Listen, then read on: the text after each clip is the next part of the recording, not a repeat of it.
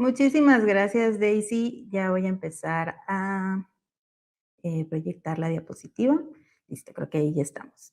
Bien, muchísimas gracias, Daisy, por la presentación. Nuevamente agradecer a las personas de los diversos países que se están conectando, desde España, Colombia, Argentina, Guatemala, etcétera, México, por supuesto. Y quizás se preguntarán, bueno, ¿por qué una psicóloga nos está hablando de temas de ciberseguridad, no? Pues les platico también que en el marco de mi desarrollo profesional o mi intervención profesional es desde el ámbito de la ciberpsicología, que es esta nueva rama de la psicología muy, muy nueva, que tiene que ver con cómo se desarrolla o desenvuelve el comportamiento humano relacionado con el uso de las tecnologías. Y como bien señalaba Daisy previamente cuando me presentó, también soy orientadora en hábitos digitales. Entonces, también tengo conocimiento en este tema de la ciberseguridad desde el comportamiento de las personas. Entonces, bueno, sin dar más preámbulo, vamos a dar inicio con esta charla, que bien es cómo prevenir los riesgos en línea, pero el día de hoy les voy a platicar acerca de algunas estrategias justamente para proteger a las niñas, niños y adolescentes en el mundo digital o en el mundo virtual y de esta forma poder prevenir los riesgos en línea, como bien señalaba Daisy previamente en la presentación. Bien, para que tengamos un poquito de contexto de qué es lo que vamos a estar abordando el día de hoy, vamos a ver varias cosas y diversos fenómenos sociales que están relacionados con cómo actualmente la tecnología pues ya forma parte de nuestro día a día.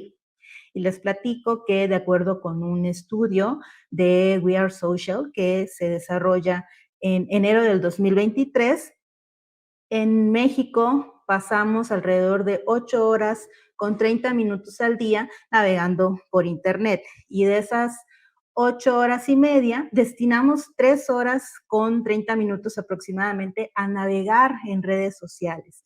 Entonces, les repito, este estudio, We Are Social, que tiene que ver con cuáles son los hábitos digitales de las personas, cuánto tiempo pasan en Internet, desde qué dispositivos, etcétera.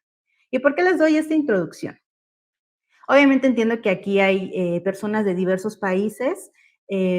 Argentina, por ejemplo, me parece que son 9 horas que destina la persona promedio al día, pero les reitero, les voy a platicar. Al final les dejo en el chat cómo se llama este estudio para que ustedes lo puedan ver, cómo andan desde cada uno de sus países. Pero bueno, el punto aquí es, la mayor parte del tiempo, la mayoría de las personas estamos en Internet, estamos utilizando las tecnologías. Y estas nuevas generaciones que vienen detrás de nosotros, por decirlo de alguna forma, pues esa es su realidad. O sea, están involucradas o involucrados en Internet, en las redes sociales, etcétera, prácticamente desde que sale el sol hasta que se oculta. Entonces, eh, ¿por qué pasa este fenómeno? Muchas veces es por cuestiones que tienen que ver con la academia o con el instituto o la escuela, por tareas escolares, para poder socializar, o muchas veces también este otorgamiento temprano de los dispositivos a niñas y niños viene porque ¿cuál es el regalo más solicitado en Navidad? Ah, bueno, pues el nuevo iPhone o el nuevo teléfono X, por no decir marcas. ¿Y qué hacemos como padres o personas cuidadoras? Pues otorgamos ese dispositivo, ¿no? Pero muchas veces no sabemos si realmente están eh, preparadas o preparados para hacer un uso responsable de él. Y viene este fenómeno que vemos aquí en pantalla de la orfandad digital, ¿no? Que es cuando damos un dispositivo móvil a nuestra persona menor de edad que tengamos al cuidado, hija, hijo, sobrino, quien sea, y ni siquiera estamos pendientes de lo que están haciendo. Entonces, esta generación, como dice aquí en la pantalla, ¿no? Esta generación de infancias que están creciendo con padres y madres presentes a nivel físico, pero alejados mentalmente. ¿Por qué? Porque estamos todo el tiempo en las pantallas y no sabemos ni qué nos están diciendo y no prestamos atención. No digo que esto esté pasando en todas las familias y en todos los casos, pero les pongo este ejercicio. La próxima vez que vayan a un restaurante o que vayan a un lugar en donde haya muchas personas o estén haciendo fila en el banco, pónganse a ver qué es lo que están haciendo la mayoría de personas. Y la mayoría está viendo su teléfono. O para evitar una rabieta, ¿qué hacemos? Ah, toma el celular, ponte a ver YouTube o lo que sea, para evitar un berrinche, un llanto, lo que sea. Entonces, este término de orfandad digital tiene que ver justamente con esto, ¿no? El dar dispositivos y ni siquiera estar pendientes de qué es lo que están haciendo. Y hay que tener mucho cuidado de esto. Muchas de las cosas que vamos a ver en el tema del día de hoy tienen que ver con cómo actuamos con personas adultas para otorgar o no un celular a una niña o niño. Entonces, el primer punto, yo les recomendaría más bien que evitemos esta orfandad digital, ¿no? El dar un celular y ni siquiera saber qué es lo que está pasando, ¿no? Qué están viendo, qué están consumiendo. Ya lo iremos precisando más adelante, pero viene con este segundo punto, ¿no? Bueno, y en Internet, ¿qué puede pasar, no? O sea, ¿de qué los protegemos? Am, aquí en México era como muy sonado esto de no hables con desconocidos, o bueno, creo que en todos los países en realidad, no solo en México. No hables con desconocidos, no hables con extraños. Pues vamos a tomar esta misma premisa en Internet. Prácticamente, pues cualquier persona puede tener acceso y hay muchos riesgos que están implicados en esta situación. Entonces, ¿de qué los protegemos en Internet? Hay diversas razones. Em, no se ven las transiciones de las diapositivas, pero en este sentido, hay muchos acosadores en línea y estos acosadores pueden ser justamente personas de su mismo grupo, de su mismo grupo etario, o bien pueden ser gente, pues a lo mejor un poco más grande, que quiere hacerles daños, ¿no? Probablemente han escuchado acerca del bullying, pero en Internet pasa un fenómeno similar, que es conocido como cyberbullying, ¿no? Como este acoso en línea, como esta situación de violencia psicológica, de agresiones verbales, que lamentablemente pues son víctimas nuestras hijas o nuestros hijos. Em, en la diapositiva, creo que no se ven las animaciones, pero debajo de estas imágenes hay un par de cuestiones que quiero resaltar. Aparte del cyberbullying, estamos ante un fenómeno que tiene que ver con que personas adultas contactan a niñas y niños por medio de Internet, utilizando una falsa identidad, utilizando la manipulación psicológica y el chantaje, y posteriormente a que se ganan esta confianza, les solicitan material sexualmente explícito y obviamente este material puede terminar en diversos lugares. Esta situación es conocida como child grooming o grooming online y que es justo esto, ¿no? De que lamentablemente hay muchas personas adultas que están apalancándose o utilizando Internet como una herramienta para contactar a niñas y niños. ¿Y qué pasa? Que muchas veces si no les mencionamos que estos riesgos en línea existen, pues pueden ser lamentablemente víctimas. Y quizás pensemos, bueno, pues es obvio que mi hija, que mi hijo no va a hacer estas cosas, pero hay otros riesgos que pueden estar implicados en esta situación. Sabemos que a lo mejor es muy común y bueno, para eso fueron hechas las redes sociales, ¿no? Para compartir información de nosotros, para compartir imágenes o fotos o selfies, etcétera. Pero ¿de qué otros riesgos estamos hablando? Ahorita ha habido un boom, por decirlo de alguna forma, en el tema de la inteligencia artificial, pero lamentablemente hay personas acosadoras en línea que, aparte de que van a intentar contactar a menores por medio de Internet o redes sociales o videojuegos, que también pasa muchísimo, pues simplemente con el hecho de obtener y bajar una fotografía del perfil de nuestra hija o hijo, ponerlo o utilizar la inteligencia artificial, ya puede obtener una imagen sexualmente explícita. Esta es una situación muy alarmante y por ello hay que tener en cuenta el cuidado y la responsabilidad que implica el que niñas o niños tengan redes sociales a edades que no deberían de ser. Hay algunas redes sociales que dicen que desde los 16 o a partir de los 16 o a partir de los 13, ya dependerá. Pero yo sí he visto y con mi equipo de investigación hemos detectado que hay muchas niñas y niños que tienen incluso 8 o 7 años de edad y ya están utilizando redes sociales. Entonces, hay muchísimos riesgos implicados en esta situación.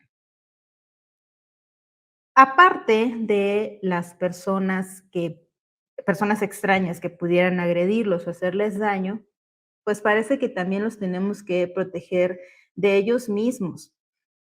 Y en este sentido, por ejemplo, la imagen que vemos aquí, ¿no?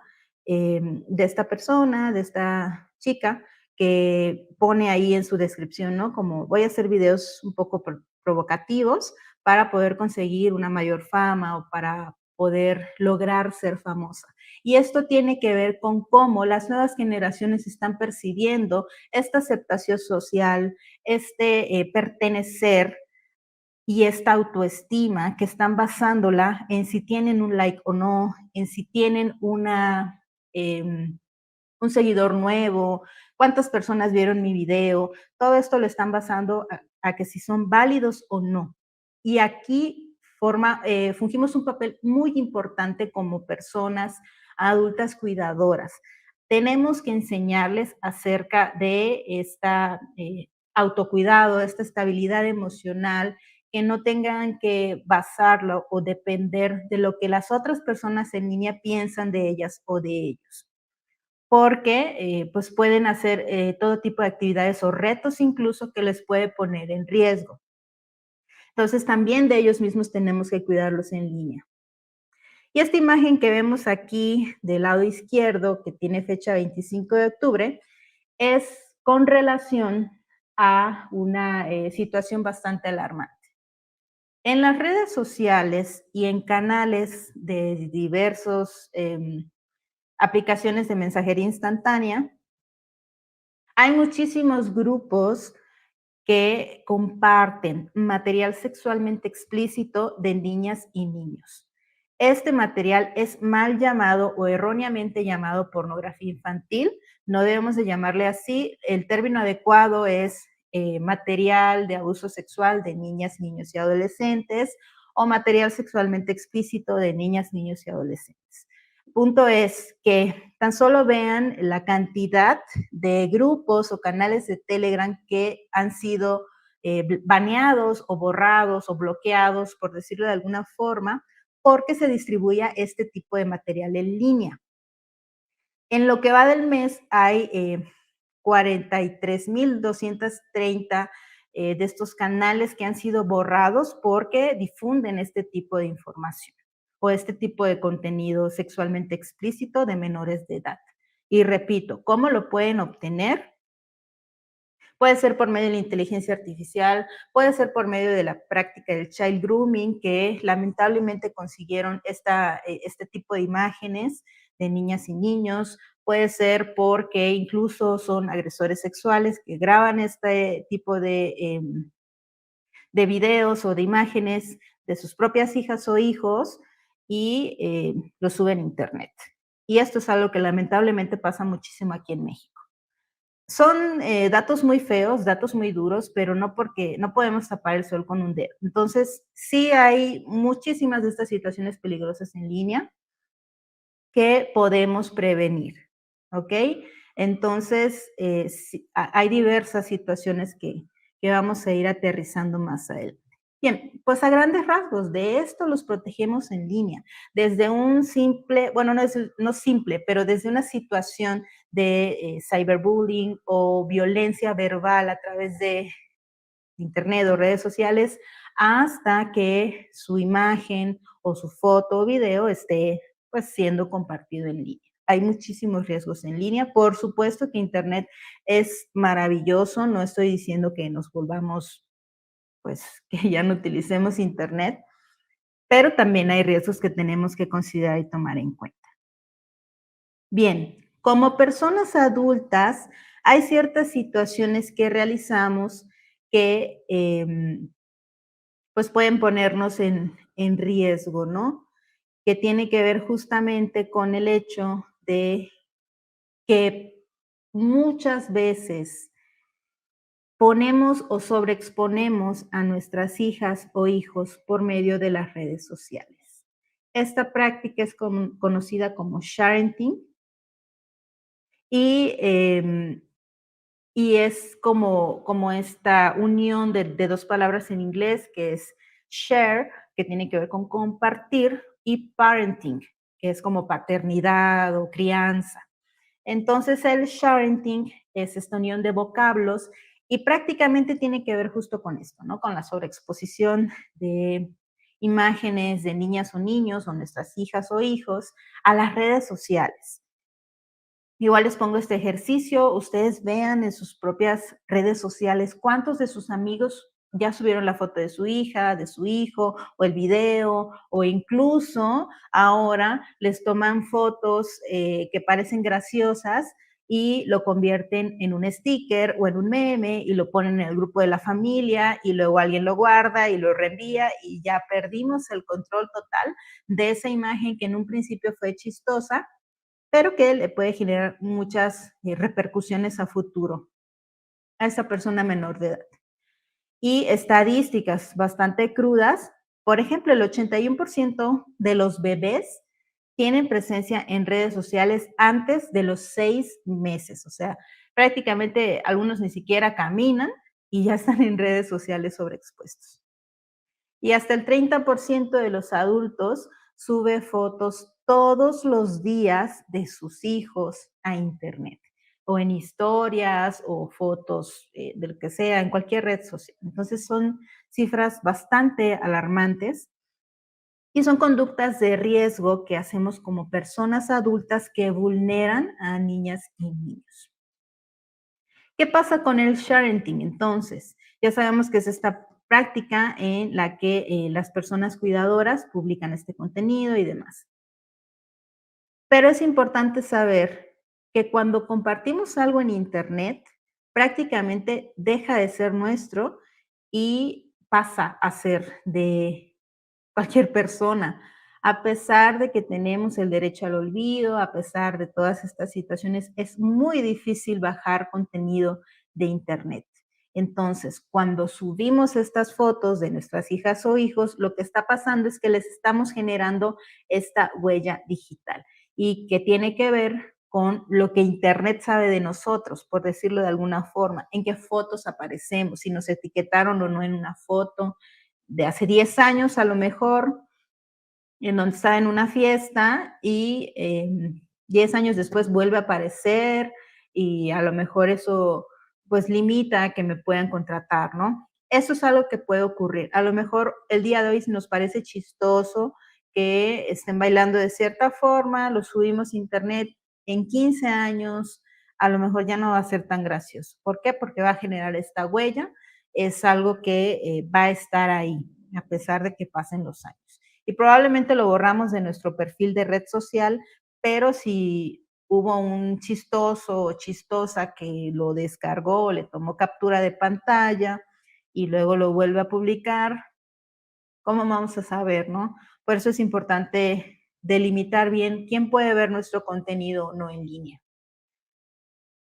Otro punto que les quiero mencionar es que cuando hacemos este tipo de prácticas o conductas de riesgo, estamos vulnerando su derecho a la intimidad personal y a la privacidad. Al menos eso es algo que en México está muy presente. Estoy segura que en muchísimos otros países pues también es igual. ¿Por qué? Porque velamos por el interés superior de la niñez o por el bienestar de las infancias, vaya. Entonces, sí hay que tener mucho en cuenta que pues los ponemos en riesgo. No es simplemente subimos una foto y ya, sino que hay varias situaciones que tenemos que tomar en cuenta. Ok, y esta imagen que vemos aquí, a mí me ha impactado muchísimo cómo en diversas redes sociales Aparte de que sobreexponen a niñas y niños por medio del sharenting, existe una situación de hipersexualización. ¿A qué me refiero con esto?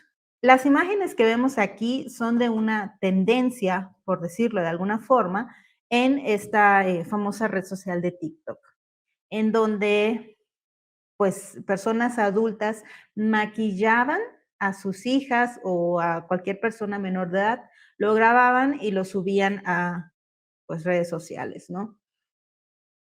Hay muchísimo riesgo aquí. Aparte de que están sobreexpuestas y que cualquier persona malintencionada puede hacer uso de esas imágenes y que les vamos a generar una huella digital y probablemente en un futuro una reputación digital que tiene que ver con cómo las personas me conocen a través de las imágenes que estoy compartiendo. Si son imágenes en donde estoy pues siempre en una borrachera o en fiestas, no digo que sea malo, pero esta es la imagen que van a tener las personas de mí a futuro, ¿no? Esta reputación digital. Pero volviendo a este sentido, hay que evitar exponer a nuestros hijos solamente por un like, por un seguidor o por un view, porque verdaderamente hay personas muy malintencionadas en Internet. Entonces, pues sí es lamentable ver este tipo de situaciones tan normalizadas en redes sociales. Y vieran los comentarios que decían las personas normalizando y minimizando esta situación, cosas como, bueno, pues es que es mi hija, yo le puedo hacer lo que sea, y pues no, en realidad no es así. Niñas y niños son sujetos de derecho y por ende, como personas adultas, tenemos la obligación de cuidarles en la vida física y también en la vida digital. Entonces, em, no es que no se pueda compartir información o que ya no utilicemos las redes sociales porque pues tengamos miedo, ¿no? Pero hay que hacerlo con responsabilidad. Aquí hay un decálogo que podemos tener en cuenta al momento de compartir en redes sociales. Lo primero tiene que ver con que tenemos la obligación de cuidar su imagen, ya lo había señalado, porque es su derecho el que estén protegidos y protegidas en línea. Lo segundo, que nuestras hijas o hijos no ganan nada con la publicación de esas imágenes. Entonces, verdaderamente considerar si vale la pena el que pues los estemos sobreexponiendo en línea. Hay diversos criterios que podemos tomar en cuenta antes de subir una imagen. Siempre, en todo momento, evitar subir fotos o videos en los que se encuentren en una situación de desnudez o con poca ropa. Por ejemplo, en unas vacaciones que estén con un traje de baño, por ejemplo, hay que evitar a toda costa subir ese tipo de fotos en línea, porque ya sabemos personas malintencionadas en línea. Es una realidad. Y probablemente no sepamos que estas imágenes se están difundiendo o nos arrepentimos si las borramos, pero alguien más ya la descargó o ya le tomó captura de pantalla.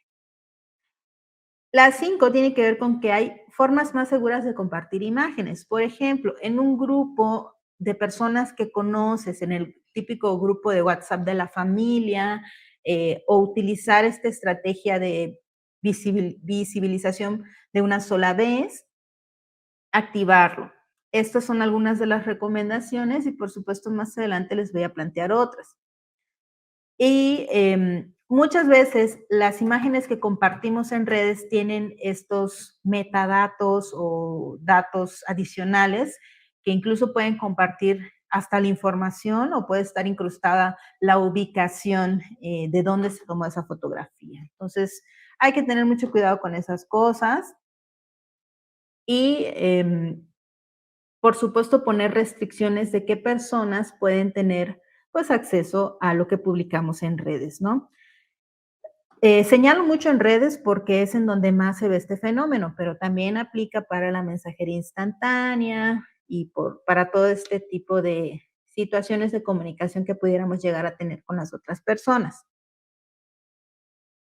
Muy bien, avanzando un poco con pues el tema, Vamos a entrar ahora sí como en estas estrategias de cuidado digital o qué podemos hacer para evitar situaciones pues lamentables o riesgos en línea. Lo primero tiene que ver con la mediación parental, con esta situación de acompañamiento, de apoyo, de ayuda, de comunicación que pudiéramos tener con nuestras hijas e hijos cuando están utilizando Internet, redes sociales, juegos de video, aplicaciones, etcétera.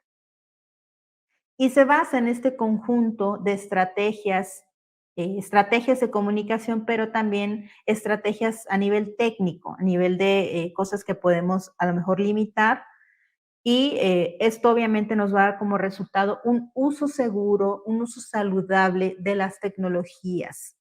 Em, y que obviamente involucra a las personas adultas que estamos a cargo de niñas y niños. Importante también señalar que la mediación parental y el uso consciente de las tecnologías no solamente nos va a ayudar a evitar riesgos en línea como los que ya vimos, como el child grooming, como la creación de imágenes explícitas por medio de inteligencia artificial, entre otras, cyberbullying, entre otras cosas.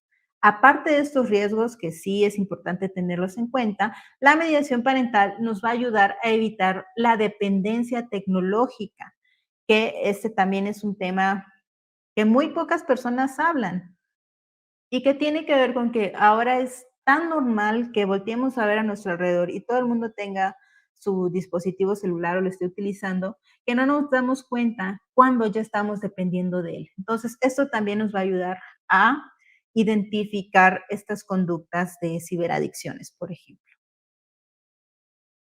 Y en esta florecita que vemos aquí, quiero que señalemos algo.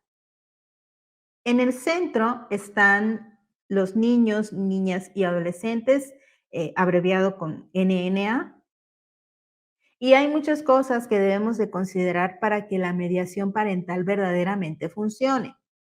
Lo primero tendrá que ver con la personalidad de la niña o del niño que vamos a querer mediar parentalmente. Pero también el entorno escolar es importante que esté involucrado. Es importante que nos acerquemos a las escuelas y preguntemos qué están haciendo para evitar estas situaciones de riesgo, si están habiendo o no pláticas y también involucrarles en este proceso de mediación. El entorno social, con quiénes se juntan, quiénes son sus amigos, quiénes son pues sus compañeros, con quienes platican a nivel físico y a nivel en línea, también hay que tenerlo en cuenta. Y por supuesto el entorno familiar, que es el que mayormente va a ser la figura o la mayor autoridad en esta situación de mediación parental. Existen dos tipos o estrategias para la mediación parental. La primera tiene que ver con los acompañamientos activos a través del diálogo, la comunicación asertiva, la supervisión, por supuesto, es algo que se va a tener mucho en cuenta en estas situaciones. Y la siguiente estrategia es un poco más restrictiva o limitativa, que tiene que ver más a nivel técnico, ¿no? A ver, yo restringo que pueda o no ver este tipo de imágenes o le pongo tiempo de límite de uso, como todas estas herramientas que nos pueden apoyar para que podamos tener una mediación parental adecuada. Lo ideal es aplicar ambos a la vez, es decir, tener esta comunicación asertiva, pero también tener activado un PIN o control parental para que puedan ingresar o no a cierto tipo de aplicaciones o plataformas. Eso es lo que se debe de hacer en la realidad, ¿no? O lo ideal.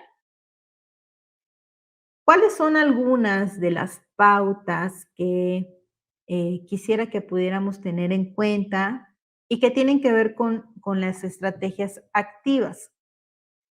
La primera tiene que ver con las pautas de actuación, o es decir, cómo nos estamos dirigiendo o cómo estamos utilizando nuestra comunicación para, para hacer esta mediación parental. Uno, tenemos que ser el ejemplo. Tenemos que tener una coherencia y una autodisciplina en lo que estamos pidiendo. ¿Y a qué me refiero con esto? Que a lo mejor si nos molesta o nos incomoda que nuestras hijas o hijos estén utilizando el celular mientras están comiendo y le decimos, oye, guarda tu teléfono, pero nosotros sí lo tenemos a un lado, entonces no estamos siendo coherentes ni estamos siendo el ejemplo. Entonces, ahí la coherencia será muy importante para que ellos nos tomen como referencia de, bueno, me está pidiendo que deje a un lado el celular, pero él tampoco lo tiene o mamá o papá tampoco lo tienen en la mesa. Entonces, bueno, está bien, son mi ejemplo. Ahí viene la importancia de la coherencia, ¿no? Lo segundo tiene que ver con el que aprendamos y el que conozcamos de qué es lo que está pasando en línea.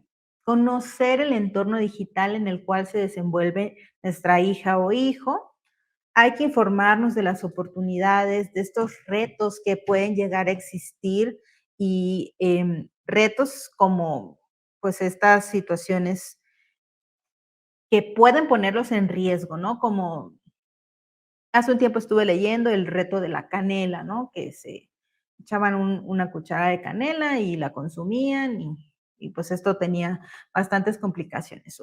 Aquí en México estuvo como de moda, entre comillas, la tendencia del reto del clonazepam o el diazepam, el que consumían estas pastillas que deben de ser, pues, bajo receta médica, son de uso psiquiátrico. Entonces, las consumían y obviamente, y lamentablemente también, muchos de esos niños o niñas que seguían estos retos o tendencias terminaron en el hospital. ¿Por qué? Porque pusieron en riesgo su vida incluso. Entonces, hay que informarnos de estos retos que existen en línea o de estas tendencias y también de las oportunidades, porque no es que en Internet sea todo malo y que todo esté mal y que ya nos vamos a esconder bajo la cama.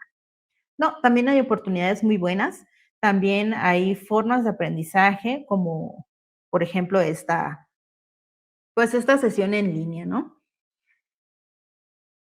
Tercero, elegir contenidos que sean adecuados para su edad. Y regresando al tema de evitar la orfandad digital, cuando vayamos a otorgar un dispositivo, pues bloquearles o restringirles cierto tipo de contenido que no es adecuado o que es nocivo para su edad. Hay que buscar sitios que promuevan su aprendizaje, la creatividad y que profundicen en sus intereses. Por ejemplo, pues estos canales o estas aplicaciones para aprender a dibujar, para aprender a contar. Hay muchísimas, muchísimas, pero siempre y cuando estén adecuados para su edad. Otra de las estrategias activas que existen en este tema de la mediación parental tienen que ver con promover el diálogo y la confianza. ¿Por qué lo señalo? Porque es importante tener una comunicación clara y sin tabús, acorde a la edad y acorde a cuando están haciendo uso de los dispositivos.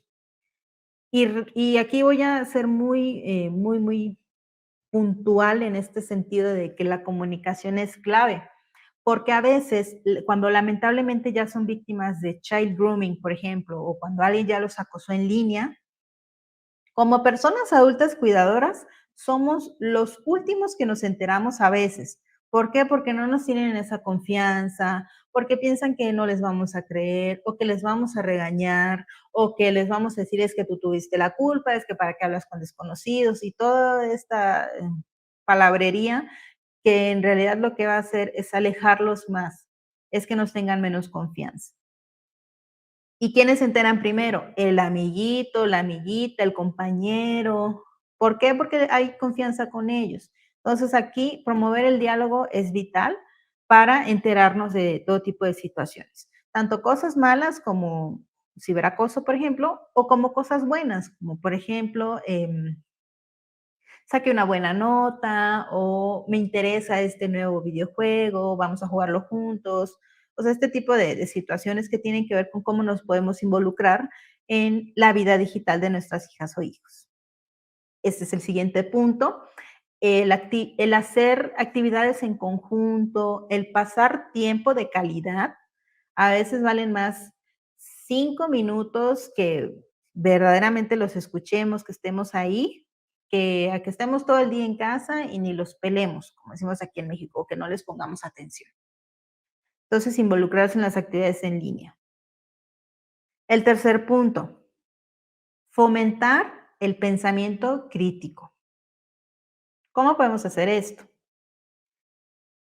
Vamos a plantearle situaciones hipotéticas de qué haría si, por ejemplo, escenarios en donde ellos estén recibiendo la invitación para platicar de un desconocido, pero que en su perfil se ve bastante bien y aceptan, ¿no? ¿Qué harías si te pide imágenes de este tipo y te ofrece diamantes? ¿Y por qué hablo de los diamantes? Porque algo que también detectamos en mi equipo. En este jueguito, que al menos aquí en México es muy famoso, de Free Fire, de verdad que hay muchísimos acosadores sexuales que ofrecen estos supuestos diamantes y que regalan diamantes, pero ¿qué te piden a cambio o qué piden a cambio a las niñas y niños? Pues que manden imágenes explícitas sexualmente, ¿no? A cambio de estos diamantes en línea. Entonces, sí ponerles este ejemplo, ¿no? Por ejemplo, ¿qué harías si un desconocido te ofrece diamantes, pero te pide que mandes este tipo de imágenes? ¿Las mandas, no las mandas? Ponernos estas situaciones como ejemplo. Que tienen que ver mucho con la comunicación asertiva.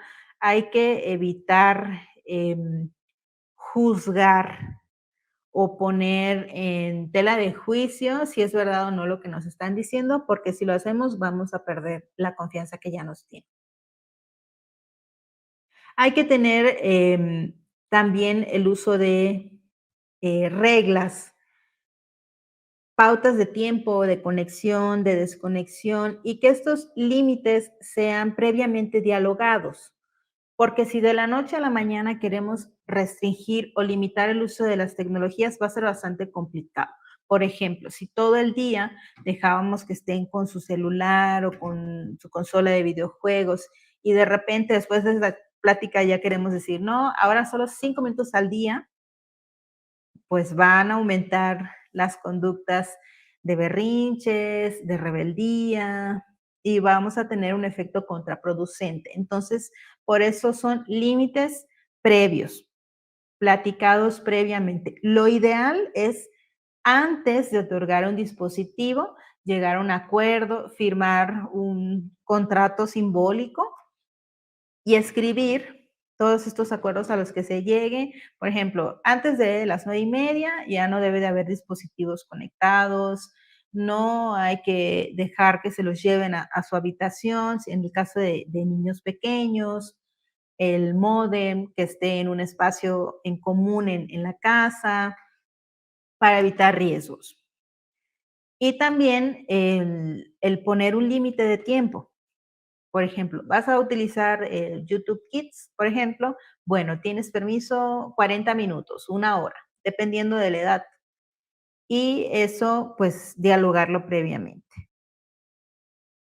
Otra de las cosas que recomiendo también tiene que ver con el fomentar las actividades fuera de las pantallas. Esto es algo que yo atino muchísimo. Tenemos que recuperar esta creatividad y estos juegos básicos que teníamos cuando éramos niñas o niños.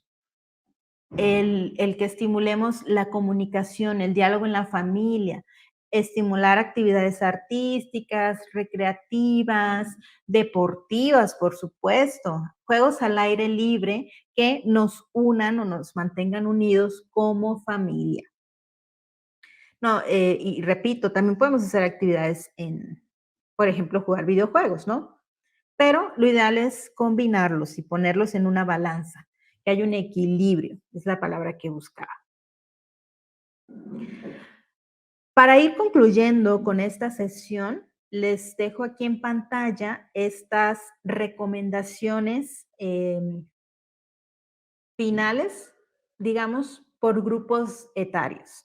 Estas recomendaciones son emitidas por la Asociación Americana de Pediatría y nos dice, por ejemplo, de los 0 a los 2 años hay que evitar en la medida de lo posible exponer a niñas y niños a las pantallas. ¿Por qué? Porque tiene em, afectaciones a nivel, pues, físico, a nivel ocular. Esta luz que emiten las pantallas, inhiben la producción de una sustancia que ayuda a conciliar el sueño. Entonces, em, pues, puede generar ahí una situación a nivel físico, a nivel de, em, pues, que puedan tener incluso insomnio, problemas, dificultades para el sueño, entre otras cosas.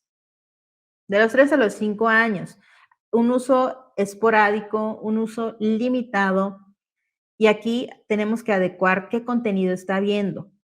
A lo mejor no tiene como tal un dispositivo propio, pero con tal de que esté quieto un momento, le damos nuestro celular y ahí pueden tener acceso a todo tipo de contenido que no está limitado, que no está restringido. Entonces, evitar esas situaciones. Usar los controles parentales.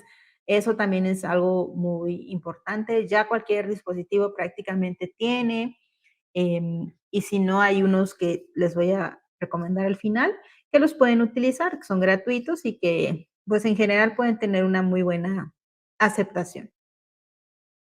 De 6 a 9 años, también un uso limitado. Aquí ya, que aprendan a identificar contenidos nocivos, contenidos negativos o positivos, fomentar, por supuesto, la comunicación. A partir de los 10 años, quizás es un poco más complicado que estemos detrás de ellos, por decirlo de alguna forma, viendo qué es lo que consumen o no en Internet, porque ya a partir de los 12 aproximadamente ya empiezan con esta edad de adolescencia, preadolescencia, y son un poco más restringidos en su intimidad o en lo que tienen en sus dispositivos móviles. Pero aquí, antes de llegar a esta situación complicada, por eso tenemos que tener un caminito bien recorrido de diálogo, de confianza, etcétera, para que de la noche a la mañana no sientan como que estamos invadiendo su privacidad o algo similar.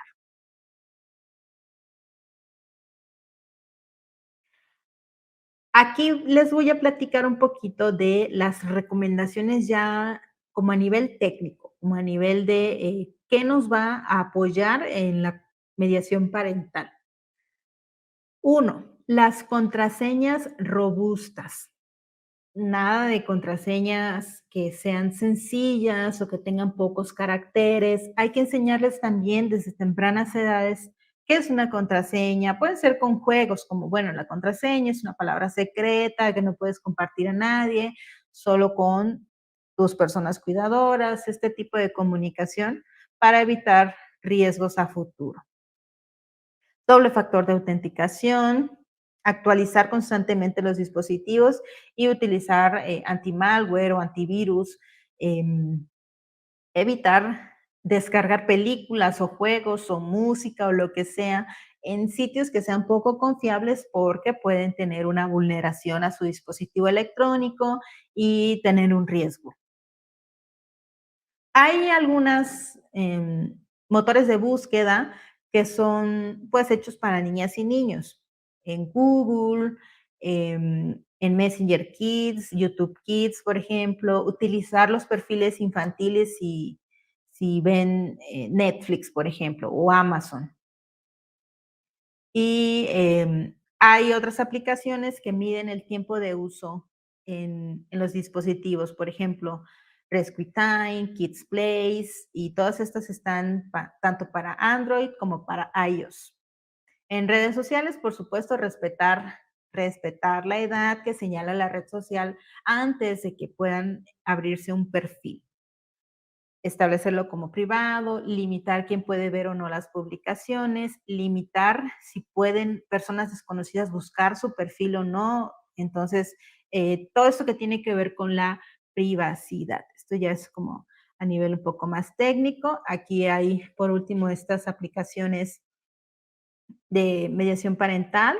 Family Time, por ejemplo, permite el filtrado de contenido, limitar los juegos que puede acceder o no, en el caso de algunos ajustes de las consolas, por ejemplo, Xbox o Nintendo Switch, controlar el tiempo, que es lo que mencionábamos, en el caso de Family Time, dispositivos que pueden tenerlo Android, iOS, etc. Muy bien. Pues esta es a grandes rasgos esta charla que quería tener el día de hoy con ustedes. Estos son los datos de contacto por los cuales me pueden pues escribir, diversas redes sociales, etcétera. Y ahora les cedo la palabra a Daisy. Dale, No sé si hay alguna duda, alguna pregunta. dale, Y Dania. En el chat listo. aún no tenemos dudas, pero digamos que desde mi lado sí surgen algunas y es, hoy en día, pues los niños nacen como si ya tuviesen ese ADN tecnológico, y digamos que entienden más fácil las tecnologías y a veces no estamos preparados para abordar estas conversaciones con nuestros niños y niñas. ¿Qué consejo les darías a los padres como para que puedan iniciar estos temas y poder abordarles, sabiendo que posiblemente ellos conozcan más a nivel tecnológico que nosotros? Pues el consejo que podría recomendar es que no le tengamos miedo a la tecnología. O sea, que a lo mejor para muchas personas es un poco imponente, ¿no? Pero el tema de la educación digital y de la alfabetización digital, que es, bueno, pues, ¿qué hay de nuevo, no? ¿Qué puedo hacer en línea o no? Desde utilizar la banca móvil de nuestro banco, eso es la alfabetización digital, ¿no? ¿Qué podemos hacer en línea?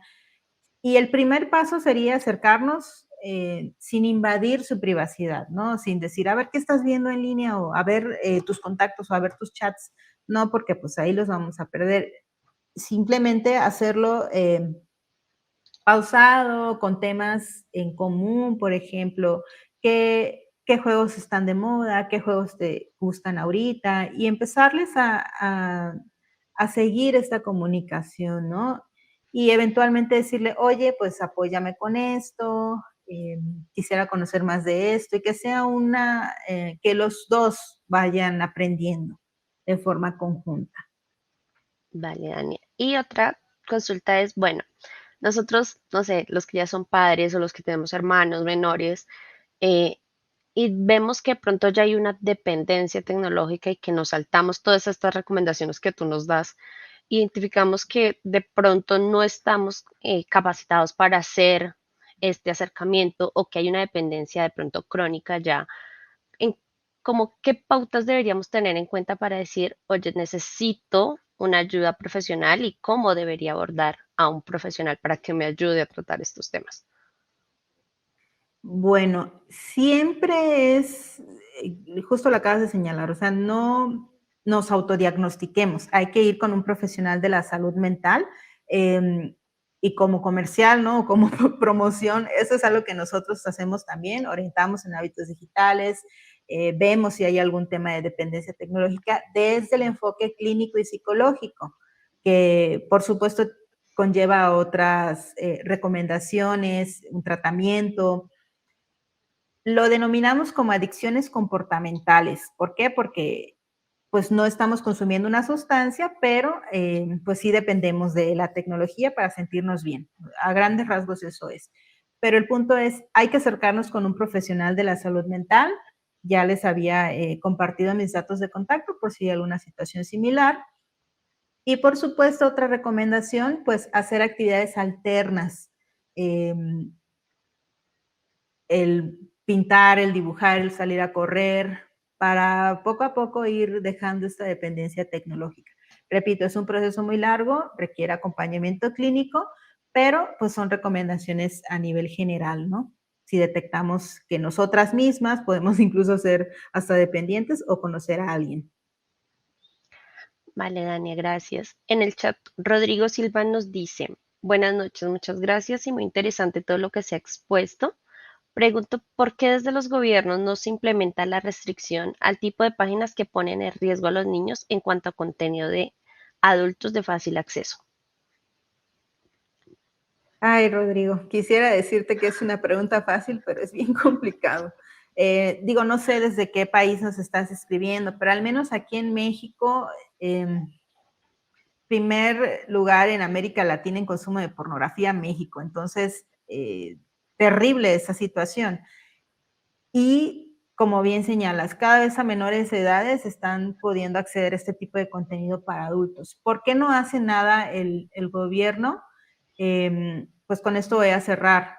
Depende mucho de la cultura, de las legislaciones, de incluso las empresas, cuánto dinero o corrupción puede haber de por medio. Es bien complicado, sin embargo, día con día vamos a pues estar realizando acciones, ¿no? Como ciudadanas y ciudadanos podemos exigir al gobierno, a los agentes garantes de justicia que pues puedan resolver este tipo de problemáticas. Vale, Dania. Bueno, como nos decías, con esto ya cerramos esta intervención. Eh, Damos paso a los siguientes. Ahí, a todos, muchísimas gracias por participar en esta sesión.